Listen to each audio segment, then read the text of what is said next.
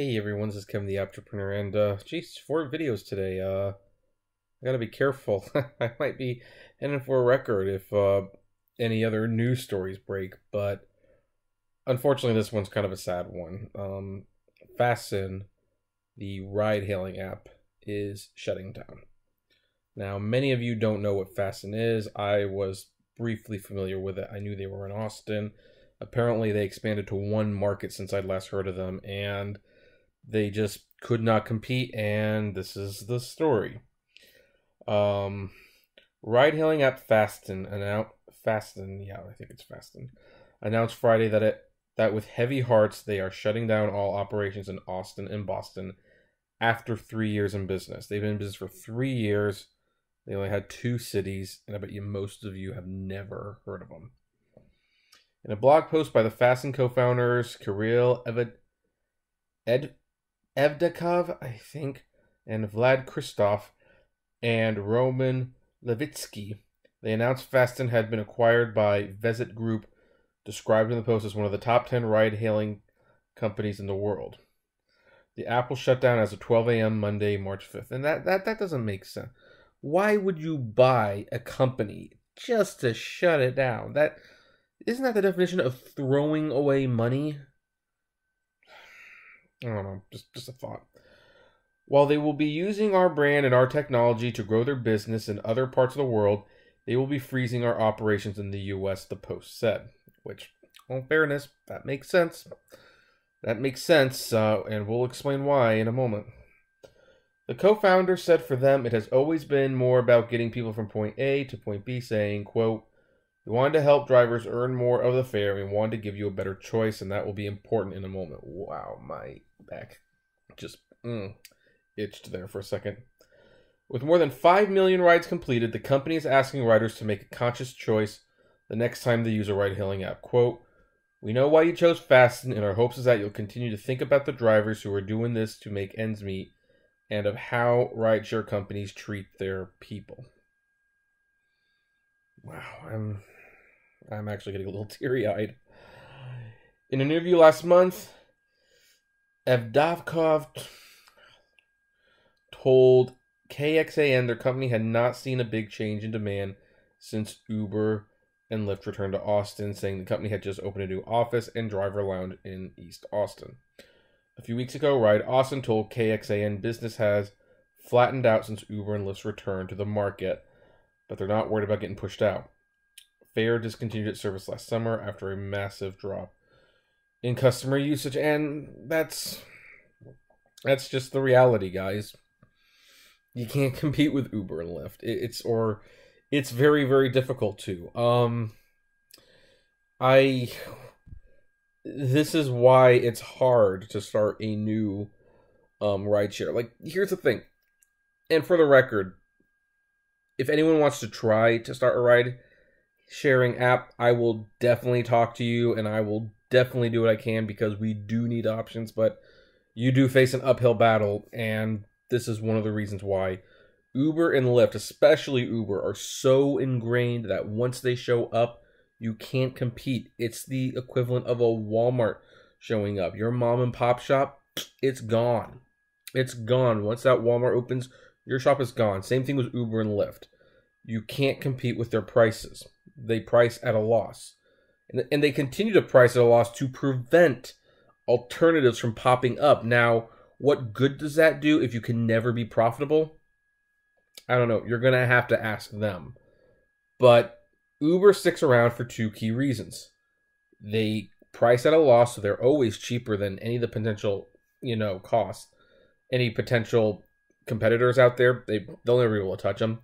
And they keep getting investor money because even though they piss away billions of dollars every few months, they have the promise of the future. They go to the investors and they say, hey, this whole business, we're going to own it. We are going to kill off the taxi industry. We are going to kill public transportation. We are going to kill car ownership. And we will only have our cars. We'll be the only ones there. And we won't even have drivers. You don't have to pay drivers. It's going to be turning straw to gold. which is a really ignorant thing, by the way. They will never get it. Never. But to an investor who, has millions, sometimes billions of dollars, they can just throw it like, hey, that sounds like a great idea. If you can make it work, here's some money. It doesn't matter that you don't have a business model. That's the idea. We can get behind that idea. And so then you have companies like Fasten. They can't compete with that.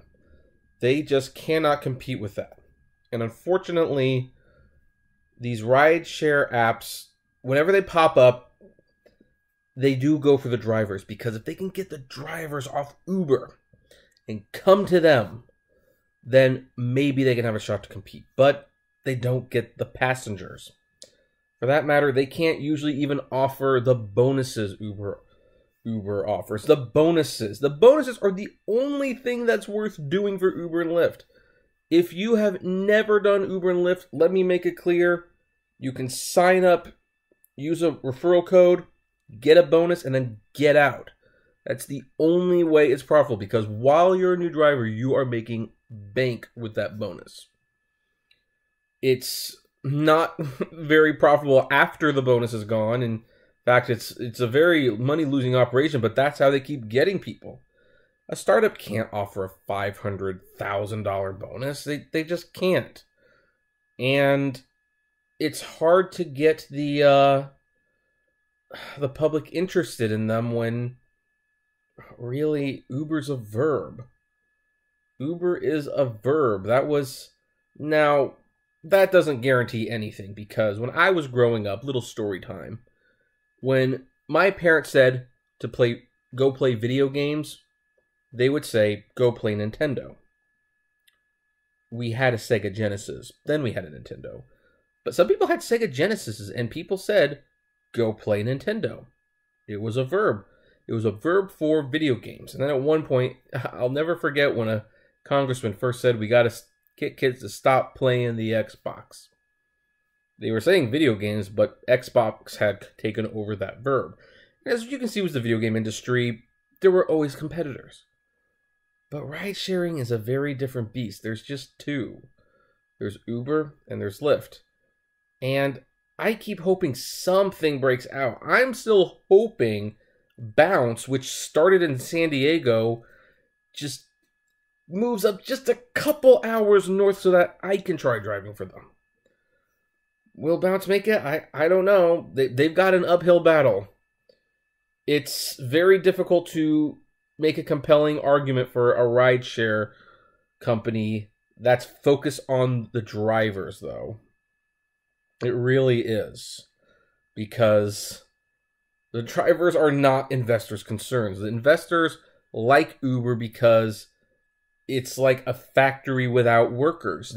That's always been ideal production. That's also one of the reasons Amazon still keeps getting funded.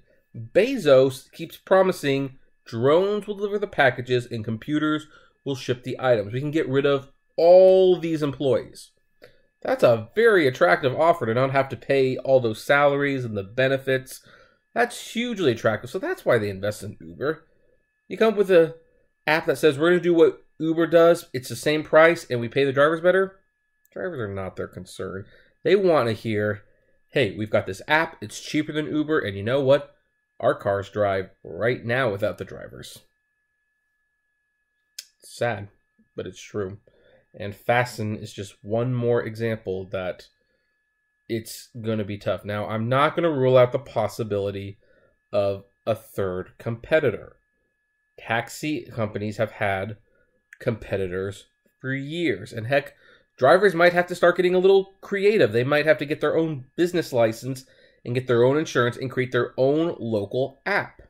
And they might have to advertise it. So like, hey, you really like what I do? You like my ride? Download this app. It's only me. And who knows?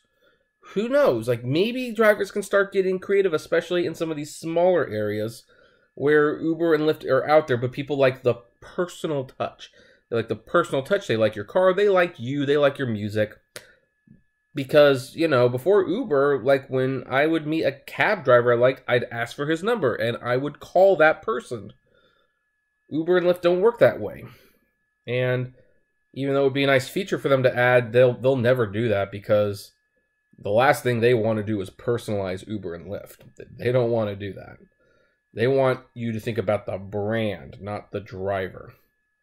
So, this is just really sad. Not that it was really going anywhere, but I'm definitely disappointed that Austin caved.